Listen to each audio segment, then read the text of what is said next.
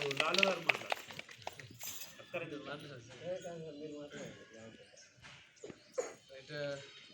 సమయంలో ఈరోజు స్పెషల్గా ఏర్పడినటువంటి దినము.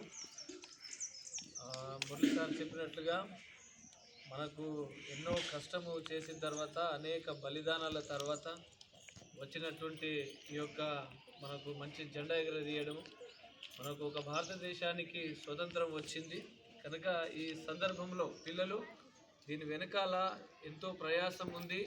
మీ మాదిరిగానే మీరు చిన్నపిల్లలు ఎవరైతే ఉన్నారో ఇగో అంబేద్కర్ గారు, మహాత్మా గాంధీ గారు కూడా చిన్నపిల్లలే ఒకప్పుడు, కానీ వారు బాగా చదువుకున్నారు.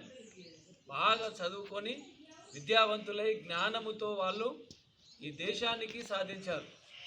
అనేక శత్రువులతో వారు పోరాడారు.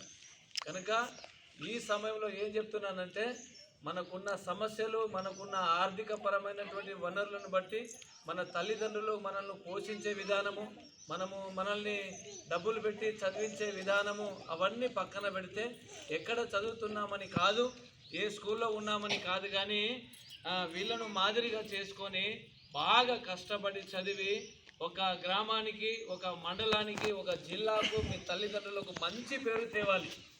ఓకేనా? బాగా చదువుకోవాలి, మంచి పేరు తీసుకొని రావాలి.